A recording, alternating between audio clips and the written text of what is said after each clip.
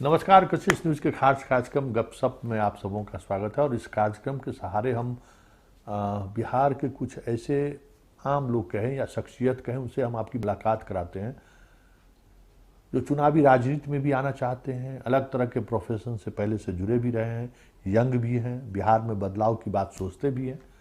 हमने कई ऐसे लोगों से हम आपकी लगातार मुलाकात करा रहे हैं।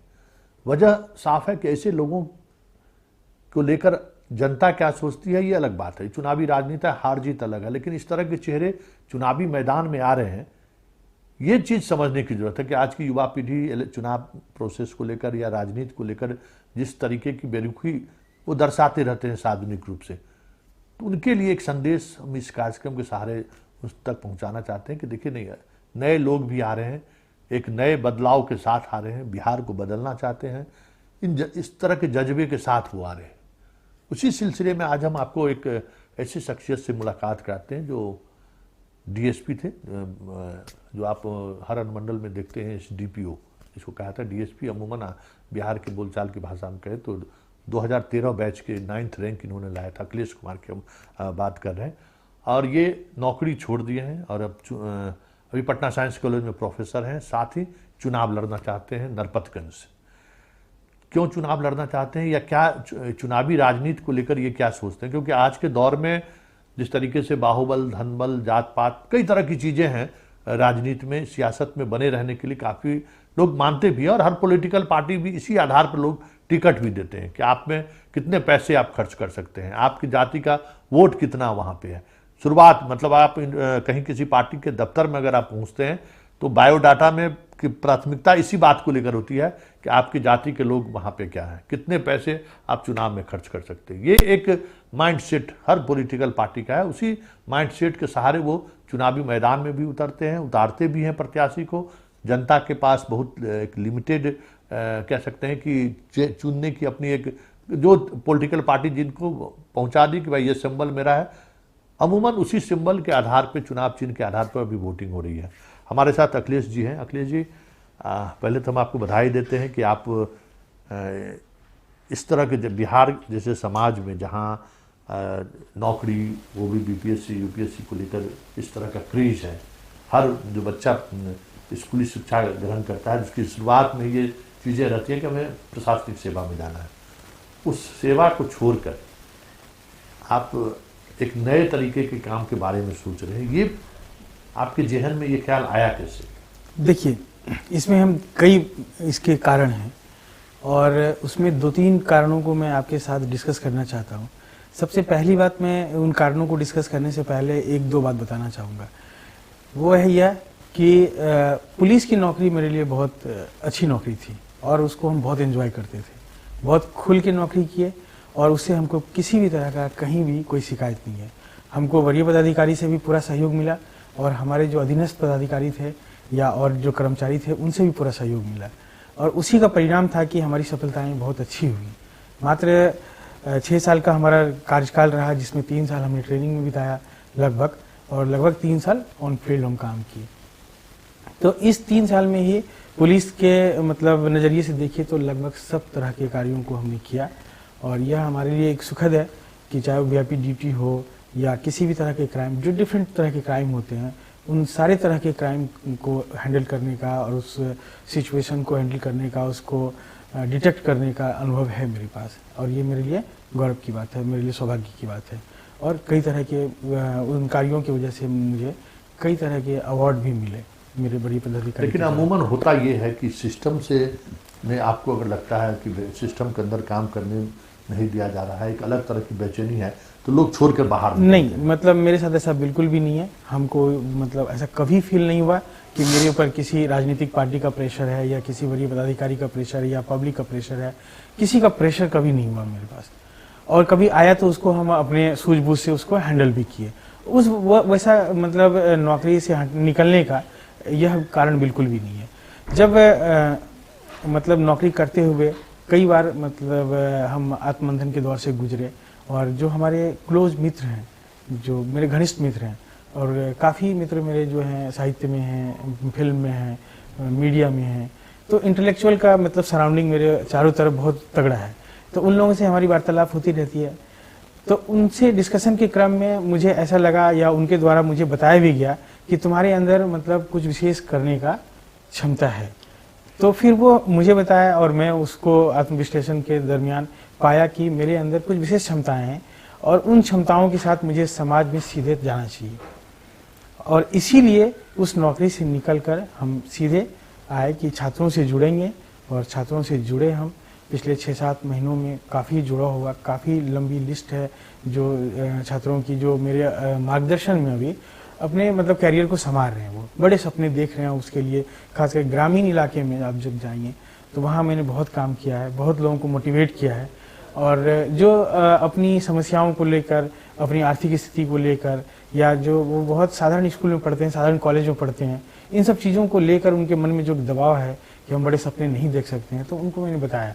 मैं अपने एग्जाम्पल और दुनिया के कई एग्जाम्पल्स उनके सामने रखे और उन लोगों को बताया कि आप जो है इन चीज़ों को भूल जाइए और आप बड़े सपने देखिए। और उसमें मतलब फ्रॉम द कह सकते हैं कि पहला ही साल में मुझे सफलता मिली और मेरे कई छात्र जो है वो बहुत अच्छी सफलता पाने के कगार पे हैं और वो पाएंगे। बिहार में ये मतलब अगर आप बात करें तो इस तरह की परंपरा रहे हैं कि ब्यूरोक्रेसी में या फिर पुलिस सेवा में कई ऐसे सीनियर अधिकारी रहे हैं जो नौकरी के साथ साथ बच्चों के बीच समय देते रहे, नौकरी से हटने के बाद भी बच्चों के बीच समय दे रहे, लेकिन किन्हीं ने राजनीति में आने की इच्छा व्यक्त की। हाँ, ये राजनीति में आने की बात, ये समझदारी कि भाई हम राजनीति में जाके हम चीज़ों को बदल सकते हैं, ये सोच कैसे डेवलप किया? ये देखिए मतलब एक तो दो इसके बड़े रीज़न हैं। एक पहला ये है कि शुरू से हम पॉलिटिकली थोड़ा कॉन्शियस लोग रहे हैं और पॉलिटिक्स में हमको अच्छा लगा। साइंस के छात्र होने के बावजूद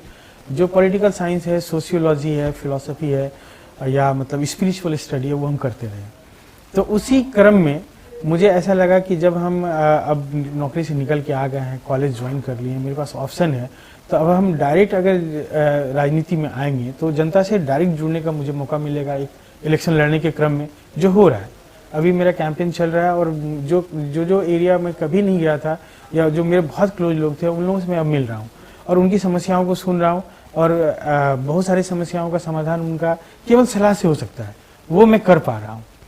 तो ये मुझे अभी तो बात क्या होगा मुझे नहीं पता, मैं विधायक बनूंगा, सांसद बनूंगा या नहीं बनूंगा, मेरा पॉलिटिकल करियर आगे बढ़ेगा नहीं बढ़ेगा, उसे हमको बहुत ज़्यादा लेना देना भी नहीं है और उससे हमको बहुत ज़्यादा चिंता भी नहीं है।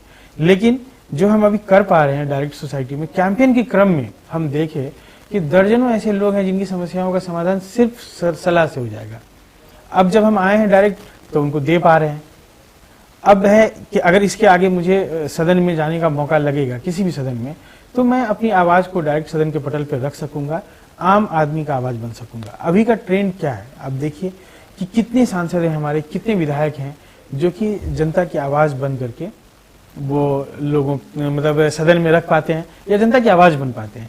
जो हमारा एक कॉन्सेप्ट है मतलब रिप्रेजेंटेटिव डेमोक्रेसी का, मेरा छोटा सा बेटा है, अभी वो क्लास 6 में है, लेकिन वो हमेशा इस बात का क्वेश्चन करता है कि हमारे देश में जो रिप्रेजेंटेटिव डेमोक्रेसी का कॉन्सेप्ट है वो व्यवहार में नहीं है, वो सिर्फ थ्योरेटिकल है।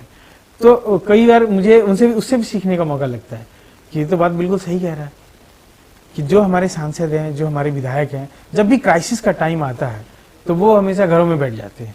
अभी जैसे कोरोना का टाइम आया तो मैं देखा कि जितने भी सांसद हैं, विधायक हैं, हमारी मजदूर मतलब हकलान है, वो उनको खाना नहीं मिल रहा, उनको कोई होपलेस है, वो डरे हुए हैं, सहमे हुए हैं, उनको घर जाने का हड़बड़ी है। लोग पैदल हजारों किलोमीटर चल के आए, वो पूरा दुनिया देखा है। तो ऐसी स्थिति में हमारे जो रिप्रेजेंटेटिव थे उनका क्या चाहिए था, उनका बैकअप बनना, उनको काउंसिल करना या उनको सपोर्ट देना। लेकिन सभी क्या कि अपना फ़ोन नंबर बंद करके बैठ गए घरों में। और कभी कोई किसी का फ़ोन लग भी गया तो बोलते हैं कि हमें की करवा, हम तो जैसे 1 करोड़ रुपया दे दिए। अच्छा, आपको लगता है कि एज ए अधिकारी भी रहे हैं तो इस सिस्टम में वो गुंजाइश है कि एक पॉलिटिशियन को इतना स्पेस है कि वो एक प्रशासनिक अधिकारी से बेहतर जनता के लिए काम करते हैं? देखिए, ये दोनों का डोमेन बिल्कुल अलग अलग है, एकदम से निहायत अलग है।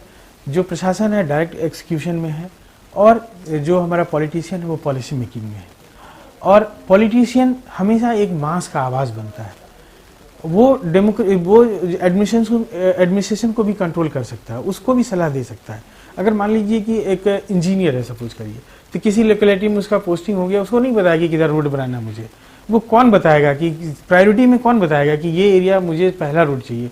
अभी मैं क्षेत्र में जा रहा हूँ तो देख रहा हूँ कि आज आज़ादी के 70 साल बाद भी, 75 साल बाद भी कई ऐसे लोकेलिटी हैं जो मतलब लॉक है, बरसात के 4 महीनों में वो लॉक रहता है। जब वहाँ कोई प्रेग्नेंट लेडी का डिलीवरी होना है या किसी बीमार को जाना है तो वो खटिया पे उठा के लेके जाते हैं।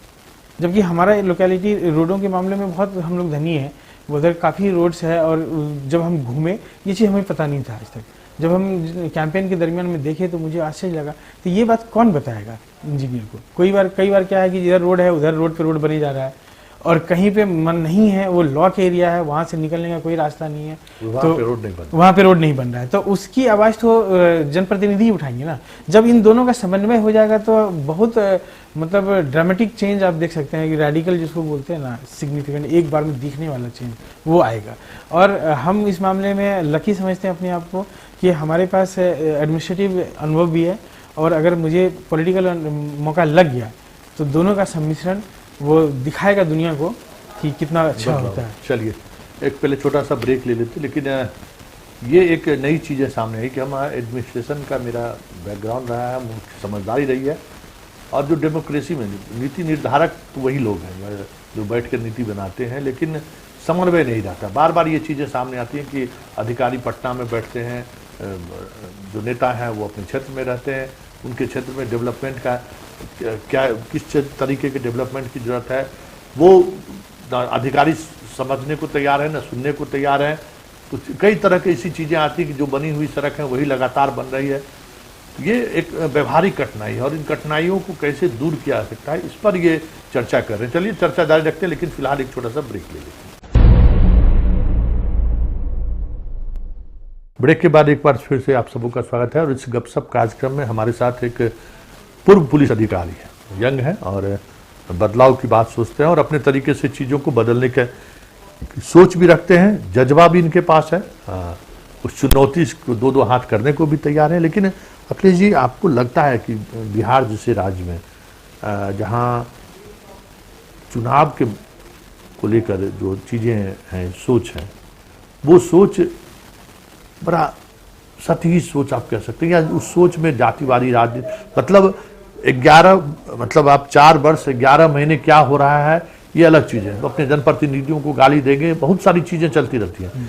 लेकिन चुनाव कैंपेन के दौरान जो पॉलिटिशियन है वो कुछ न कुछ ऐसी चीज़ें होती हैं, सारा जो उसका दुख दर्द है, जो पॉलिटिशियन जिससे उनको गुस्सा है, वो सारा गुस्सा अपने जगह पे फिर वही व्यक्ति चुनकर फिर वापस चला आता है। तो आधार वो समझ सकते हैं कि वोटिंग करने का पैटर्न क्या है बिहार के लोगों को, उस पैटर्न में आप सोच रहे हैं कि हम चुनाव लड़ेंगे। तो कभी आप उस पैटर्न पर कभी सोचें कि बिना जनता को एजुकेट के, मतलब वोटर के एजुकेट किए हुए, मतलब लर्निंग के बगैर, भाई आपका ये वोट काफ़ी महत्वपूर्ण है, और आप इस तरीके से इमोशन में बह के जो आप वोट करते हैं, इससे जो नए लोग चुनाव प्रक्रिया में या चुनाव में भाग लेना चाहते हैं उनके लिए परेशानी हो रही है। तो ये समस्याएं आपके सामने भी आएंगी, तो इसको आप किस तरीके से दूर करने की सोच, कभी इस पर मंथन आपने क्या है कि इसको कैसे हम इस पे बहुत लंबा मंथन किए हम, और आपको सुनकर आश्चर्य लगेगा कि मैं मतलब जाति से यादव हूँ, और मेरे कैंपेन करने वाले ज़्यादातर लोग जो है ना नॉन यादव हैं, और उनका मुझे बहुत बड़ा समर्थन प्राप्त है। और ये चीज़ टूट रहा है हमारे क्षेत्र में, लोग मुझे बोलते हैं मैं फलाना पार्टी का समर्थक हूँ लेकिन इस बार मैं आपको वोट करूँगा, और खुल के बोलते हैं। मेरा कैंपेन 2 तरह का है, मैं कभी क्षेत्र में जाता हूं तो ये नहीं कहता हूं कि मुझे विधायक बनना है, आप मुझे विधायक बनाइए। मैं खुल के कहता हूं कि आप जितने भी कैंडिडेट खड़े होते हैं किसी भी party, irrespective of party, irrespective of symbol, आप जितने भी कैंडिडेट हैं उनको खड़े करके एक बार दिमाग से स्कैन कीजिए कि कौन आपके लिए बेटर है। अगर मेरे से कोई बेहतर आदमी है, लगता है उनके पास ज़्यादा विजन है, ज़्यादा वो काम किया हुआ बंदा है, या ज़्यादा उनके आगे स्ट्रैटेजी है, तो बताइए, मैं उसका भी झंडा उठा लूँगा, मैं चुनाव ड्रॉप कर लूँगा। मेरे लिए प्रायोरिटी है कि क्षेत्र का विकास हो, और लीडरशिप केवल विकास इन द सेंस कि हम रोड तक ही सीमित नहीं देखते हैं लीडरशिप को। लीडरशिप का बहुत बड़ा रोल है कि वो हर सेक्टर में चाहे वो मतलब किसान के लिए आवाज़ बनने की बात हो या मजदूरों की बात हो। जैसे हमेशा हम लोग किसान की बात करते हैं, लेकिन किसानी के ऊपर जो डिपेंडेंट लेबरर्स हैं उनकी बात कभी नहीं होती है। कभी आप देखते होंगे कि इतना सारा गॉसिप हो जाता है हमारा, इतना बड़ा इकोनॉमिक सर्वे हो जाता है, इतना बड़ा इकोनॉमिक डिस्कशन हो जाता है, तो हम देखते हैं कि हमारे यहाँ जब बाढ़ आता है तो हमारा फसल दह गया, हमको 5,000 6,000 जो भी रुपया मिलना है पड़ कर मिल गया, लेकिन जो उस पर डिपेंडेंट मजदूर हैं उनकी बात कोई नहीं उठाता है, उनको तो कुछ भी नहीं मिला, वो तो मतलब परेशान का परेशान है। इसके बाद अब जैसे किसी क्षेत्र का एजुकेशनल सिस्टम है या स्कूलों का स्थिति है इतना खराब, तो उसको कौन सुधारेगा? लीडरशिप सुधारेगा। दो वर्गों में झगड़ा चल रहा है, उसको कौन खत्म करेगा? लीडरशिप खत्म करेगा। अगर यूथ हमारा आज दिग्भ्रमित है, वो रात के समय में किसी भी पहर में आप गुजरेंगे तो आपको 2 4 5 युवा दिख जाएंगे रोड पे बंडोली करते हुए। तो आखिर उसको कौन बताएगा कि ये काम सही नहीं है? उसके गार्जियन को कौन बताएगा कि ये नहीं है? हमारे समय में ऐसा नहीं होता था। हम लोग बचपन में शाम का समय में सूर्यास्त हुआ, हम लोग पहरा धोए प्रार्थना की और पढ़ने बैठ गए। हर मतलब गांव में गुजरी तो हर के दरवाजे पर लालटेन चल रहा है। हाँ। और बच्चे पढ़ रहे हैं। अब वो चीजें गांव में नहीं है। तो आखिर ये लीडरशिप का यह भी काम है। लीडरशिप का काम ये नहीं है विधायक बन गया, एक रोड हम बना दिए, बिजली का पोल गाड़ दिए, हो गया वो काम खत्म। पहले जमाना में आप याद कीजिए कि लीडर कौन होते थे। अगर मतलब आप भी, हमको इतना याद है, हमको 30 साल पहले का स्मरण है कि लीडर वही होता था जो कि हर सेक्टर में, हम उसके कोई नहीं होते थे, लेकिन वो अगर गलत कर रहे होते थे तो तुरंत डांटता था कि तुम नहीं कर सकते, उतना अधिकार था उनको। तो ऐसे लोगों को लोग लीडर के रूप में प्रेषित करते थे। वो मुखिया बनते थे, सरपंच बनते थे, विधायक बनते थे, जो भी होते थे। तो उनके अब लीडर, एक विधायक बनना, सांसद बनना, लोग उसको प्रोफेशन के रूप में देखते हैं। जैसे हम लोग डॉक्टर, इंजीनियर बनते हैं या IAS IPS बनते हैं, तो वैसे भी सोचते हैं विधायक बन जाए, लेकिन दोनों बिल्कुल अलग चीज़ है। वो वहाँ एक कैरियर है, नौकरी है, यहाँ सेवा है। और यहाँ पे मतलब आपको हर सेक्टर में काम करना पड़ेगा, और हर सेक्टर में काम करने के लिए हर सेक्टर का नॉलेज भी होना चाहिए। लेकिन अभी हमारे साथ क्या है, जो सांसद विधायक बन के आ रहे हैं उनको नॉलेज भी नहीं है, उनको पता ही नहीं है वो कितना काम कर सकते हैं, कितना करना चाहिए उनको। बस उनको इतना ही पता है कि हम मतलब 10 15 20 लफंदर जमा करेंगे, उनके बल पे चुनाव लड़ लेंगे। तो इनको कौन तोड़ेगा? अब हम ये चाहेंगे कि भगत सिंह हमारे पड़ोसी के घर में उत्पन्न हो, तो ये नहीं काम होगा। हमको बनना पड़ेगा, हमको त्याग करना पड़ेगा। तो मैंने मतलब सोचा कि अगर हमारे जैसे लोग आगे नहीं आएंगे तो फिर बात करने का कोई मतलब नहीं बनता है। तब आप बात करना बंद कर दीजिए, जो हो रहा है उसको एक्सेप्ट कीजिए, उस पर उंगली मत उठाइए, कैसा हो रहा है, वैसा हो रहा है, ये हो गया, वो हो गया। फिर कोई राइट नहीं आपका। अगर आप चाहते हैं कि उसमें बदलाव हो तो आप संघर्ष कीजिए, सामने आइए। तो इस बदलाव को लेकर आप नरपतगंज से चुनाव लड़ना चाह रहे हैं, मतलब स्वाभाविक तौर पर वहाँ की समस्याओं से भी आप लगातार जुड़े रहे हैं। एक जनप्रतिनिधि के रूप में, या एक आपने जिस राजनीति की बात की आपने, कि राजनेता वही हैं जो एक अभिभावक के रूप में एक सही के साथ खड़े रहने वाली बात है। तो आप उसको लेकर क्या सोच रहे हैं कि नरपतगंज में हम चुनाव लड़ने जाएं तो आपके पास वो कौन सा मुद्दा है जिन मुद्दों के लेकर आप जनता के बीच जाना चाहिए? डेवलपमेंट तो एक तरफ है, मान लीजिए, वो तो मतलब उसका बेसिक काम है। जैसे आप मीडिया में, आपका बेसिक काम है इंटरव्यू करना, न्यूज़ कलेक्ट करना, देना।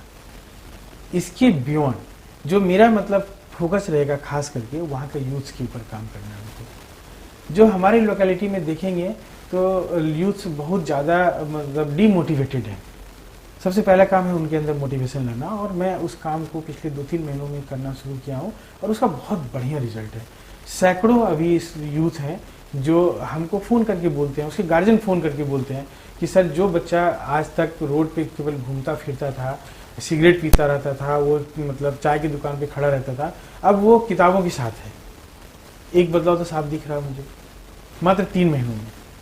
और जो बच्चे बोलते थे कि सर हम लोग केवल मतलब ITI का परीक्षा की तैयारी करेंगे और हम लोग ग्रुप D का तैयारी करेंगे, वो बच्चे आज बोल रहे हैं कि सर मुझे UPSC करना है। मात्र मेरा 3 महीना का मेहनत था, 3 महीना में इतना बढ़िया रिजल्ट है। मतलब यूथ को आप अपने आप से जोड़ रहे हैं? हाँ, यूथ को जोड़ रहे हैं, और जोड़ नहीं रहे, मतलब उनको कभी हम ये नहीं बोलते कि तुम, मैं जैसे जो लीडर्स अभी क्या कर रहे हैं, उनको 500-1000 रुपया दिए, बोले कि जब मैं आऊँगा तो माला पहना देना।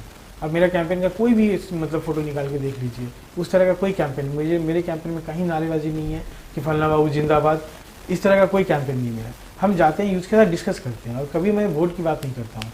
वो समझते हैं कि अभी चुनाव का टाइम है, ये वोट के लिए आ रहे हैं, लेकिन मैं उनसे उनके कैरियर का बात करता हूँ कि अब तक तुम क्या किए हो, अब तुमको आगे क्या करना चाहिए, ये है।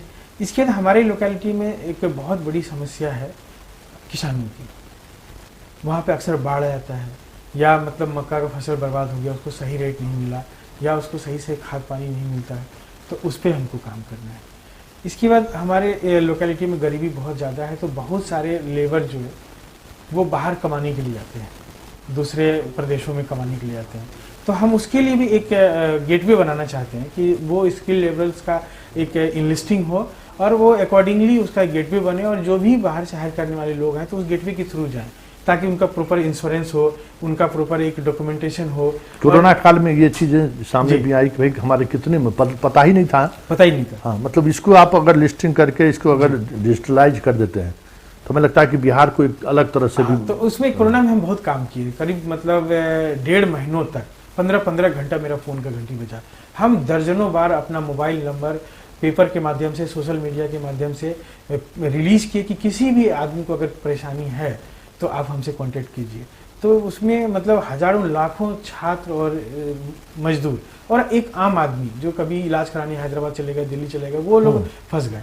तो वो लोग सब उस मतलब न्यूज़ के आधार पे मेरे से कांटेक्ट किए, और मेरा एक बहुत बड़ा अपना इंटरनल पावर है कि हम लोग नवोदय से पढ़ाई किए, 15 लाख अलुमनी बेस है जो all around the country and outside the country वो इस्टेब्लिश है, और हम लोग का बहुत ऑर्गेनाइज संस्था है। अगर आज मुंबई में हमको कोई काम करना है तो मैं एक वहाँ के इस पर मैसेज दूंगा कि ये काम है, तो 2 घंटा 3 घंटा में रिवर्ट बैक होके आ जाएगा, फला आदमी है वो आपको मदद कर देगा।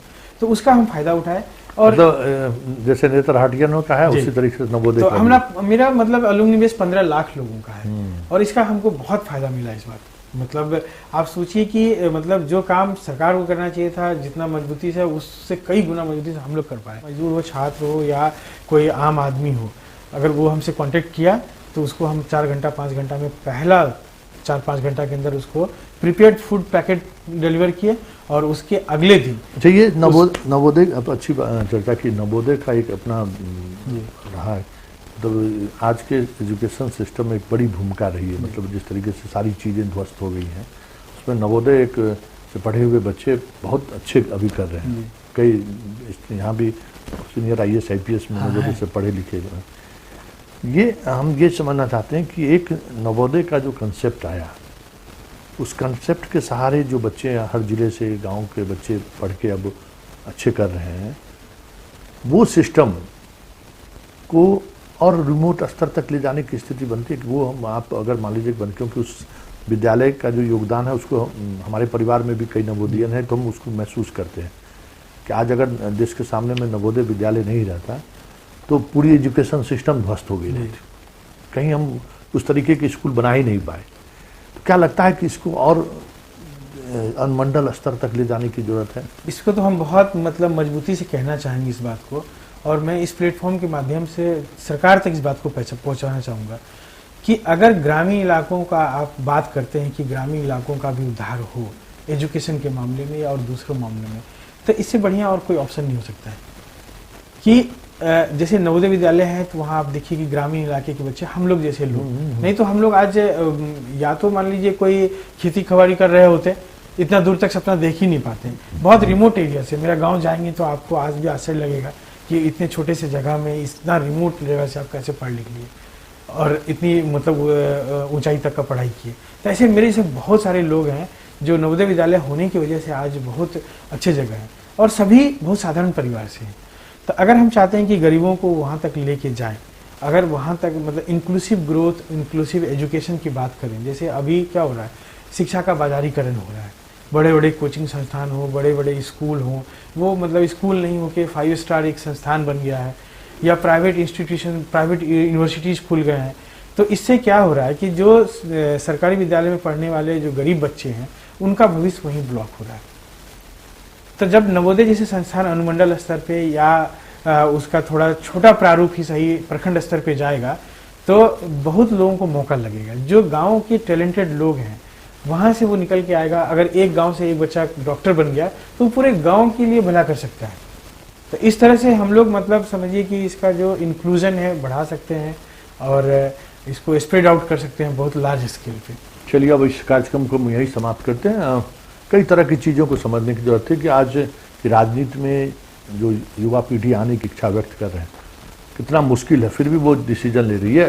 एक बड़ा बदलाव है इस बार के चुनाव में। ये चीज़ें देखने को मिल रही है कि जो प्रोफेशनल हैं, अलग अलग फील्ड में काम करने वाले लोग हैं, वो भी बिहार इस बार चुनावी राजनीति में भाग लेने के लिए आ रहे हैं। और ये एक डेमोक्रेसी के लिए एक मजबूती की बात है कि पढ़े लिखे लोग, क्योंकि देखिए इस देश में अगर राजनीति की बात करें तो एक आज़ादी के आंदोलन से उपजे हुए जो लोग थे वो काफ़ी लंबे समय तक देश की राजनीति को प्रभावित करते रहे। फिर 1974 के छात्र आंदोलन के बाद बहुत सारे लोग हर जिले स्टेट में इस तरह से लोग आए, लेकिन उसके बाद एक बड़ा वैक्यूम रहा राजनीति में। नए लोग कैसे प्रवेश करें, इसका कोई प्लेटफॉर्म भी नहीं बना पाए पॉलिटिशियन या पॉलिटिकल पार्टी भी, कि भाई कोई प्लेटफॉर्म हो जिस प्लेटफॉर्म के सहारे आप राजनीति में आ सकते, ये भी प्लेटफॉर्म नहीं बना सके। लेकिन ये अब युवा पीढ़ी के अंदर में अगर इस तरह की चीज़ें सामने आ रही हैं तो ये एक सुखद संकेत है कि भारतीय डेमोक्रेसी अब मैच्योरिटी की तरफ बढ़ रही है। चलिए इस कार्यक्रम को अब यहीं समाप्त करते हैं, फिर किसी नए मुद्दे और मेहमान के साथ इसी तरीके से गपशप कार्यक्रम। गपशप ये है एक मतलब कुछ ऐसा ना लगे कि इंटरव्यू हो रहा है, इसी तरीके से फॉर्मली हम लोग बात करते हुए, लेकिन उन चीज़ों को समझिए कि बिहार करवट ले रहा है। बहुत सारी चीज़ें हैं लोग महसूस करते हैं कि विकल्प क्या है, बदलाव की गुंजाइश कहाँ है। इस बार चुनाव होगा विकल्प, लेकिन विकल्प हर जगह हर कंस्टिट्यूंसी में ऐसे विकल्प सामने आ चुके हैं जो इस बिहार की राजनीति को प्रभावित कर दे, तो कोई बड़ी बात नहीं। चलिए अब मुझे इजाज़त दीजिए, नमस्कार।